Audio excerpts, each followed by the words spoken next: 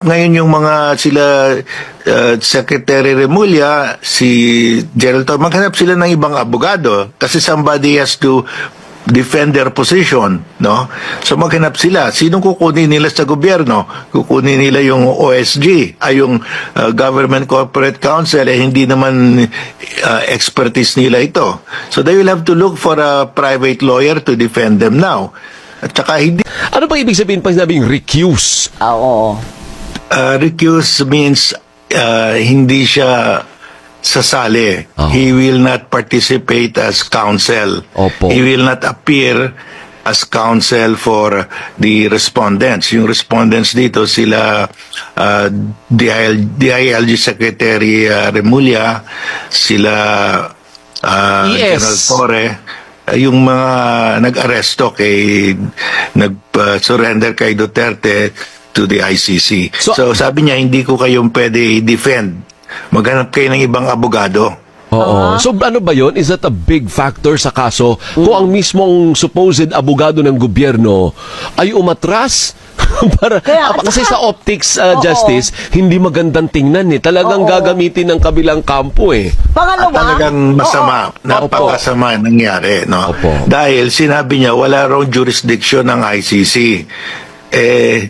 Yun nga ang position ng government ngayon na linipat nila dahil the ICC should take over under Republic Act 9851, no? The government authorities have the option to surrender the accused to the ICC because andun na may warrant of arrest na sa ICC.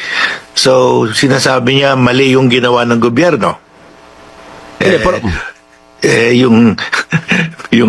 Yung boss niya mali raw. kaya Usap lang namin, Justice, kay Yusek Claire Castro. Linawin po natin, ang stance ng gobyerno, hindi po ICC, kung hindi Interpol. Nilinaw sa amin kanina na, hindi, pareho lang naman sila. Sabi din naman ng Presidente, walang jurisdiction yung ICC. Hindi kami nakikipag-cooperate sa ICC.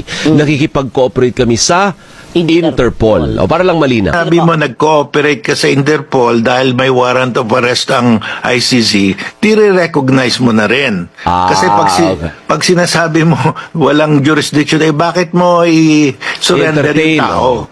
Tama din. No. so balik lang ako. So, yung semantics na yan, hindi maganda Hindi yan. na They will eh. become self-contradictory yan. Mabuti pa, Correct. they just say na sinunod namin, we cooperated with Interpol which received the warrant of arrest. So, doon na nila questionin yung warrant of arrest ng ICC sa ICC.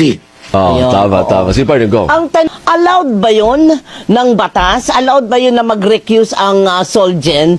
At anong basihan kung sakali? Hindi po ba kailangan na kung ayaw niya mag-participate, mag-resign na lang siya?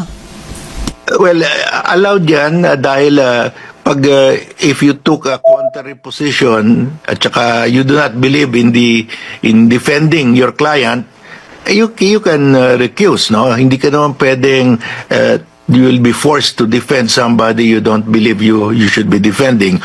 Pero yun nga, ang problema niyan, yung boss niya sinabi surrender si yan nga po. Duterte. Dapat ang trabaho niya is to defend that. At saka may basis naman. Meron namang Republic Act 9851. At saka yung Supreme Court natin mismo, unanimous sila, sinabi nila, obligado pa rin tayo, fire mo.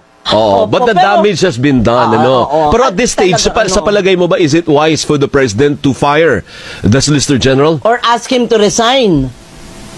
Well,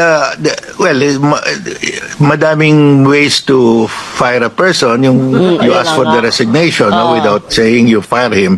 Nasa kanila na yan. Kasi ang problema nila, there is no teamwork. At saka, they're not... ang problema lang, maghanap ngayon yung mga sila Secretary Remulla, si Gerald Torre, maghanap sila ng ibang abogado.